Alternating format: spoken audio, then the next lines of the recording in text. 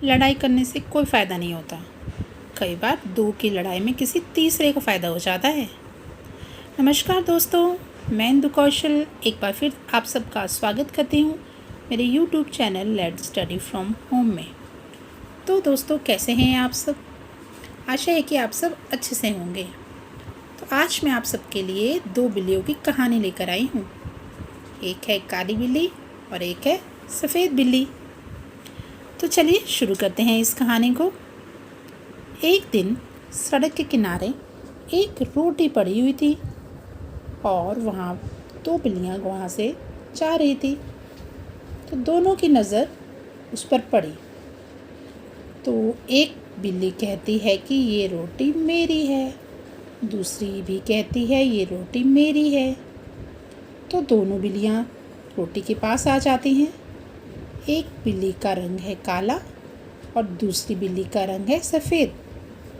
सफ़ेद बिल्ली ने कहा कि वह रोटी उसकी है। तो काली बिल्ली ने भी कहा कि यह रोटी तो मेरी है। तो काली बिल्ली कहती है इस रोटी को पहले मैंने देखा है तो यह रोटी मेरी हुई।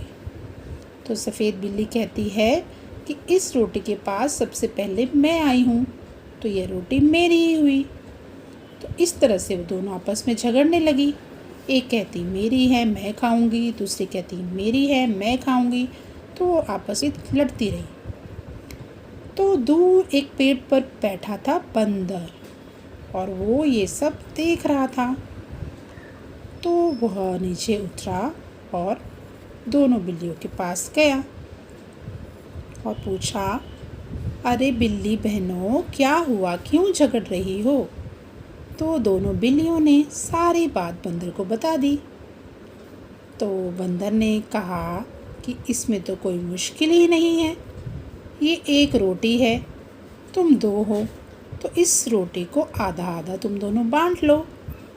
तो काली बिल्ली कहती है कि ठीक है, मैं इसको बांट देती हूँ। तो सफ़ेद बिल्ली कहती है नहीं नहीं, मैं तुम्हें नहीं बांटने दूँगी, तुम तो सारा ज़्यादा हिस्सा ले लोगी, मैं बांटती हूँ। तो काली बिल्ली कहती नहीं, तो तुम अपने लिए ज़्यादा हिस्सा ले लोगी। तो फिर बंदर ने कहा कि तुम झगड़ो मत, मैं तुम दोनों को बराबर बराबर हिस्सा बांट देता हूँ। तो बंदर ने जब ऐसा कहा तो दोनों बिल्लियाँ सहमत हो गई। तो बंदर ने रोटी के दो टुकड़े कर दिए और बिल्लियों के सामने रख दिए। लेकिन तभी वो रुक गया। उसने कहा, अरे एक टुकड़ा तो थोड़ा बड़ा हो गया है और एक थोड़ा छोटा, तो इसलिए मैं एक बड़े टुकड़े से छोटा सा टुकड़ा ले लेता हूँ। फिर उसने वो टुकड़ा छोटा सा तोड़ा और अपने मुंह में डाल लिया और फिर वो दो टुकड़े नीचे रह गए और फिर वो उनको बिल्लियों को देने लगा, परंतु वो फिर रुक गया। अब जो दूसरा टुकड़ा था वो बड़ा हो गया था, इसलिए उसने उसमें से भी कुछ हिस्सा तोड़कर खा लिया। अब वो फिर से दोनों टुकड़े बिल्लियों को देने लगा, लेकिन अब वो फिर रुक गया। अब पहले वाला टुकड़ा बड़ा हो गया था, इसलिए उसने फिर एक हिस्सा तोड़कर खा लिया।